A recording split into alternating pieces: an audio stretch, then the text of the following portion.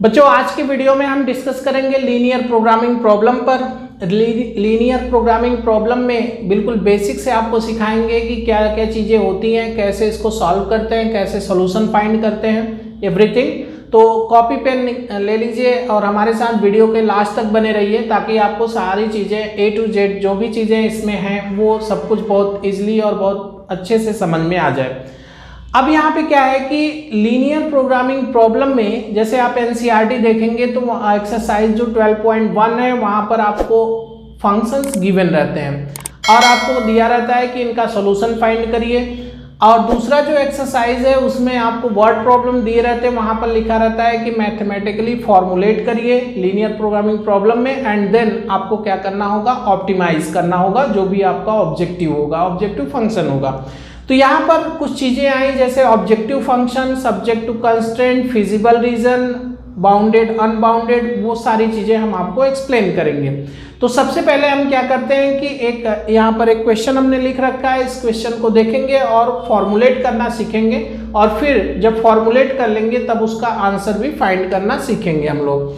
तो देखिए यहाँ पर क्या है कि क्वेश्चन दिया है, a shopkeeper deals in 2 items. कोई शॉपकीपर है 2 आइटम्स को डील करता है, मतलब उसको बेचता है, वॉल हैंगिंग और आर्टिफिशियल प्लांट। ठीक है, he has rupees 15,000 to invest and a space to store almost 80 pieces। Shopkeeper के पास इन्वेस्ट करने के लिए 15,000 है और जो भी वो सामान मार्केट से, होलसेल मार्केट से खरीद के लाएगा उनको स्टोर करने की जो उसके पास कैपेसिटी है, जो जगह है वो 80 पीस की है, 80 से ज़्यादा वो नहीं रख सकता। अब वो मार्केट जाता है, मार्केट जाने के बाद वो देखता है कि जो वॉल हैंगिंग्स है एक पीस की कॉस्ट 300 रुपया है और एक आर्टिफिशियल प्लांट की कॉस्ट जो है 150 रुपया है, 150 रुपया है। वो क्या करता है, मार्केट से खरीद के लाता है और आर्टिफिशियल प्लांट को वो क्या करता है, 50 रुपए के प्रॉफिट पे बेचता है, आर्टिफिशियल प्लांट को 18 रुपए के प्रॉफिट पर बेच देता है। अब आपको बताना है कि यहाँ पर कह रहे हैं कि assuming that he can sell all the items that he buys, उसने जो भी सामान खरीद के लाया था सबके सब उसने बेच दिया। कह रहे हैं कि formulate a linear programming problem, linear programming problem formulate करिए and then order to maximise profit, और उसको उसका जो प्रॉफिट है उसको मैक्सिमाइज करना है।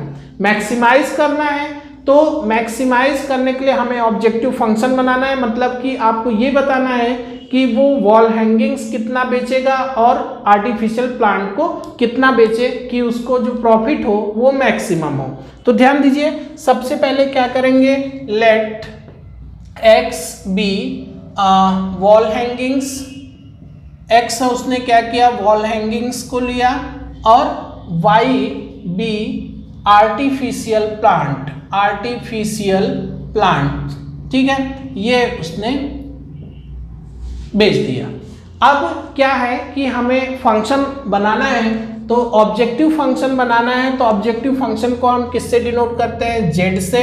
और यहाँ पर देखिए, मान लीजिए कि उसको जो प्रॉफिट हो रहा है, हमें प्रॉफिट के लिए बनाना है, तो एक पीस पे कितना प्रॉफिट हो रहा है, वॉल हैंगिंग्स पे 50 रुपया, तो एक्स पीस पे कितना होगा, 50x हो जाएगा, प्लस आर्टिफिशियल प्लांट पे एक पीस पे कितना हो रहा है, 18 रुपया, तो वाई पीस पे कितना होगा, 18y। इसी को आप क्या बोलते हो, ऑब्जेक्टिव फंक्शन। ये है आपका ऑब्जेक्टिव फंक्शन। हमें इसी को क्या करना होगा, मैक्सिमाइज करना होगा या मिनिमाइज करना होगा, मतलब कि कितना हम x और कितना y लें कि जो z हो, प्रॉफिट हो, वो मैक्सिमम हो जाए। ठीक है, अब आगे ध्यान दीजिए, सब्जेक्ट किन किन चीज़ों पे ये बातें डिपेंड कर रही हैं ये देखेंगे। तो उसके पास इन्वेस्ट करने के लिए टोटल जो पैसा है वो 15,000 है। अब मान लीजिए कि एक पीस वो वॉल हैंगिंग्स खरीदता है 300 रुपये में और एक पीस आर्टिफिशियल प्लांट खरीदता है 150 रुपये में, तो टोटल अमाउंट उसके पास कितना है ये पता करने के लिए हमें क्या करना होगा कि यहाँ पर 300x प्लस 150y, ये सब मिला के मैक्सिमम कितना होना चाहिए, 15,000, इससे ज़्यादा नहीं इन्वेस्ट कर सकता। तो यहाँ पर देखिए कॉमन कर लीजिए 150, तो डिवाइड करेंगे तो 2x plus y is less than और इक्वल टू 100 आ गया। ये हो गया। दूसरा कह रहा है कि उसके पास स्टोर करने की क्षमता कितनी है, 80 पीस की। तो x और y दोनों मिला के कितना होना चाहिए, मैक्सिमम 80 पीस होना चाहिए। ठीक है, ये दोनों क्या हो गए, सब्जेक्ट टू कांस्टेंट। ये सब्जेक्ट हो गए, subject to constant, right. I think आपको समझ में आ रहा होगा कंस्ट्रेंट्स।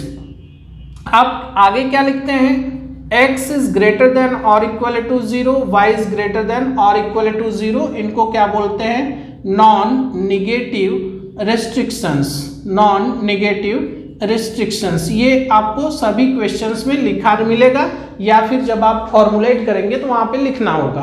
अब हमारे पास ये चीजें मिल गई। ऑब्जेक्टिव फंक्शंस को क्या करना है, ऑप्टिमाइज करना है। ऑप्टिमाइज मतलब या तो मैक्सिमाइज करना होगा या मिनिमाइज करना होगा। और सब्जेक्ट टू कांस्टेंट हमें मिले, नॉन नेगेटिव रिस्ट्रिक्शंस मिले।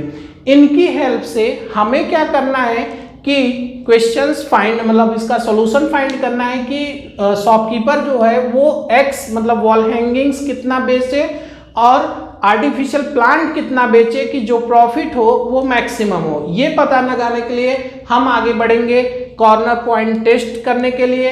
तो आप यहां तक नोट कर लीजिए। इसके बाद हम देखते हैं कॉर्नर पॉइंट टेस्ट कैसे करेंगे।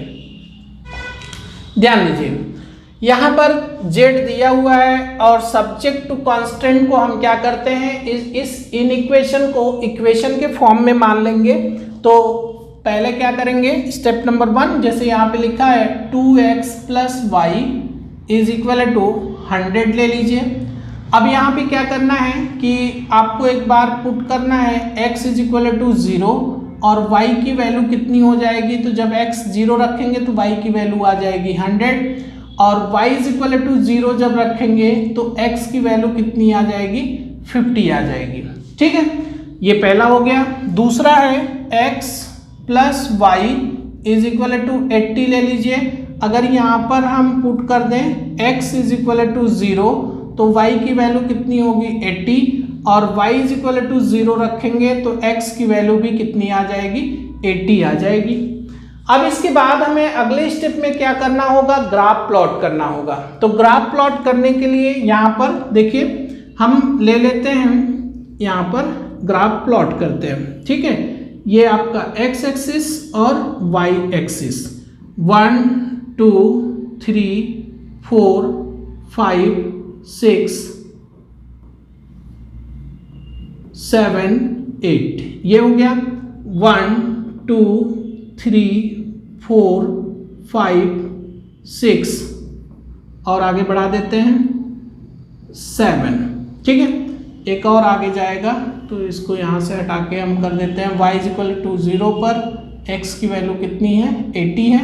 एक और आगे लेके जाते हैं, यहाँ पर ये आ गया हमारा 8। ठीक है, हमने मान लिया 1 यूनिट इज इक्वल टू कितना है, ये आपका सेंटीमीटर है, तो 1 सेंटीमीटर। ठीक है, सॉरी 1 यूनिट नहीं, 10 यूनिट, 10 यूनिट को 1 सेंटीमीटर के बराबर लिया। अब जरा ध्यान दीजिए, ये आपका ओरिजिन हो गया। तो पहला इक्वेशन क्या है कि यहाँ पर x 0 है तो y कितना है, 100 है, ये तो और ज़्यादा हो गया। आगे बढ़ा दीजिए इसको थोड़ा सा और आगे लेके जाइए, तो यहाँ पर हो गया 9 और 10, ये आ गया। ठीक है, इस तरह लिख देते हैं x is equal to x plus y is equal to 80। x 0 है तो y कितना है, 80 है और y 0 है तो x कितना आ जाएगा, y 0 पर x कितना आ जाएगा, 80 आ जाएगा। देखिए यहाँ पे हमने क्या किया है, x को 0 पुट किया तो y की वैल्यू लिख दिया और y 0 पुट किया तो x की वैल्यू लिख दिया, ये लिखा। ठीक है, और हमने मान लिया कि 10 unit is equal to 1 centimetre, ये ले लिया। अब चलिए, अब इस पे आइए, जब x 0 है तो y की वैल्यू 100 है तो यहाँ पर डॉट लगा दीजिए और y की वैल्यू 0 है तो x की वैल्यू कितनी है, 50, ये डॉट लगाया, इसको हमने यहाँ से मिला दिया, ये लाइन गई। अब ये जो लाइन है, ये लाइन किसकी है, तो ये लाइन है 2x plus y is equal to 100, ये हो गया। अगला देखिए, जब x 0 है तो y की वैल्यू कितनी है 80 है, यहाँ से मिला दीजिए, और y 0 है तो x कितना है 80, इसको यहाँ से मिला दीजिए, इसको यहाँ से ऐसे मिला दीजिए, 80 से जाएगा और ये यहाँ से जाएगा।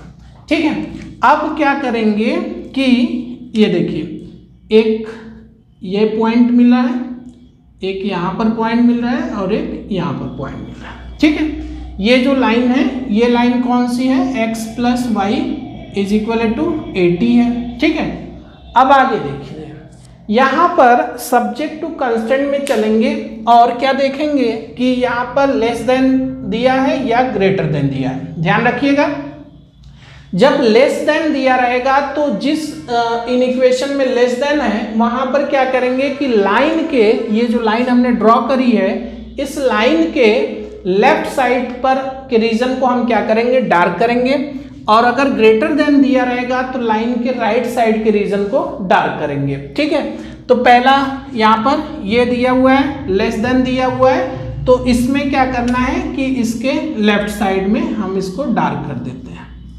ये किया, ये देखिए ऐसे यहाँ पर इस तरह से बना दीजिए, और जो दूसरी वाली लाइन है उसमें भी लेस है तो उसमें भी क्या होगा, डार्क करेंगे, तो इसको भी आप डार्क कर दीजिए। ये हो गया, ये हमने डार्क कर दिया। ठीक है, ये डार्क कर दिया। अब आपको देखना है कि कौन सा रीजन कॉमन में आ रहा है, जिसमें दोनों आ रहे हैं। तो हमारा जो ये वाला रीजन है, ये रीजन देखिए, ये और ये रीजन, ठीक है, ये रीजन, ये क्या आ रहा है, इसके अंदर की चीजें कॉमन आ रही है, मतलब ये क्या आ रहा है, कॉमन आ रहा है। ये जो कॉमन रीजन हमको मिल रहा है, इस रीजन को हम क्या बोलते हैं, तो फिजिबल रीजन बोलते हैं। क्या बोलते हैं, फिजिबल रीजन। इसी फिजिबल रीजन से हमें क्या मिलता है, सॉल्यूशन मिलता है, और उसको बोलते हैं फिजिबल सॉल्यूशन। ठीक है, फिजिबल रीजन मिला। अब क्या करेंगे कि सॉल्यूशन फाइंड करने के लिए हम क्या करते हैं, कॉर्नर पॉइंट टेस्ट करते हैं। Corner point test, corner point test कैसे करेंगे, तो कॉर्नर पॉइंट टेस्ट करने के लिए ये जो फिजिबल रीजन है इसकी बाउंड्री देखिए कहाँ कहाँ है, यहाँ पर है, यहाँ पर है, यहाँ पर और यहाँ पर। तो ये तो हो गया हमारा 0 0 ओरिजिन, इसका कोऑर्डिनेट कितना होगा 5,0 हो गया, और इसका कोऑर्डिनेट कितना होगा 0,8 हो गया। पहले इसको लिख देते हैं, ये O हो गया, इसको हमने मान लिया कि ये A है, और ये क्या है आपका B है, इसको हमने मान लिया कि ये C है। अब C पॉइंट भी हमको निकालना पड़ेगा।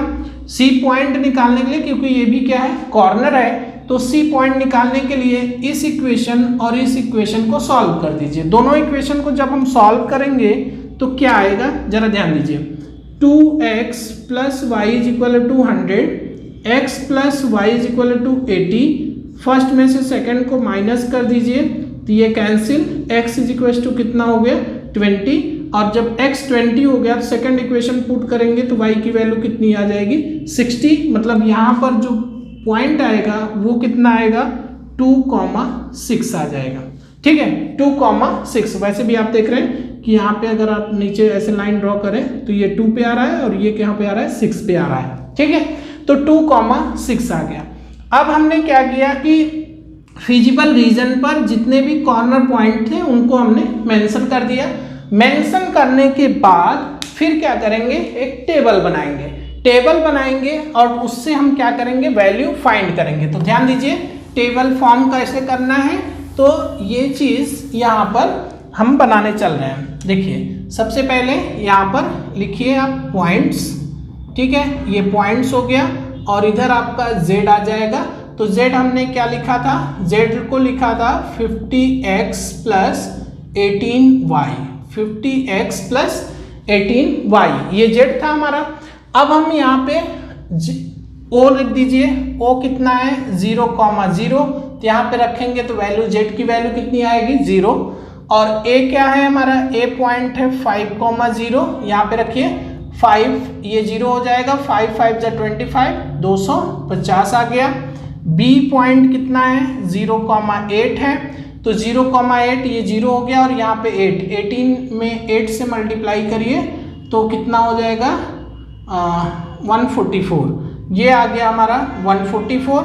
और सी पॉइंट कितना है 2,6 है, तो यहाँ पे 2 रखेंगे तो 100 और प्लस 6 रखेंगे तो 18 6 कितना हो जाएगा 108 और ये दोनों ऐड कर लीजिए तो 208 हो गया। ठीक है, ये हमको मिल गया। अब यहाँ पे आपको चेक करना है कि किस पॉइंट पे मैक्सिमम आपको Z मिल रहा है।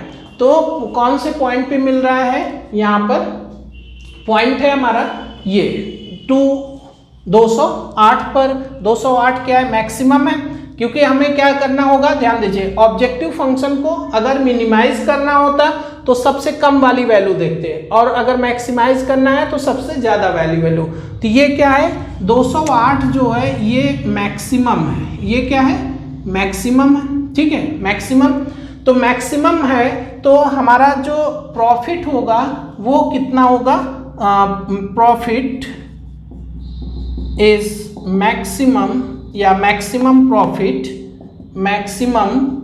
प्रॉफिट इज इक्वल टू कितना है 208 है और at x is equal to 2 and y is equal to 6। याद रखिएगा, ये आप सोच रहे होंगे कि 2 रुपया और 6 मतलब 2 पीस और 6 पीस नहीं है, हमने यहाँ पे यूनिट ले रखा है क्या 10 यूनिट, तो इसमें 2 से मल्टीप्लाई 20 और 60, मतलब वॉल हैंगिंग्स कितना बेचेगा 20 और आर्टिफिशियल प्लांट कितना बेचेगा 60, तब उसको क्या होगा, जो प्रॉफिट आएगा वो मैक्सिमम आएगा। तो ये था आपका कॉर्नर पॉइंट टेस्ट मेथड। अब corner point test method complete हो गया, आपको सॉल्यूशन पता चल गया, तो हम आपको कुछ चीजें और बता दें। यहाँ पर देखिए इस क्वेश्चन में ये जो रीजन मिला ये चारों तरफ से क्या है, कवर्ड है, लाइन से कवर्ड है, तो इसको आप क्या बोलते हो, बाउंडेड रीजन।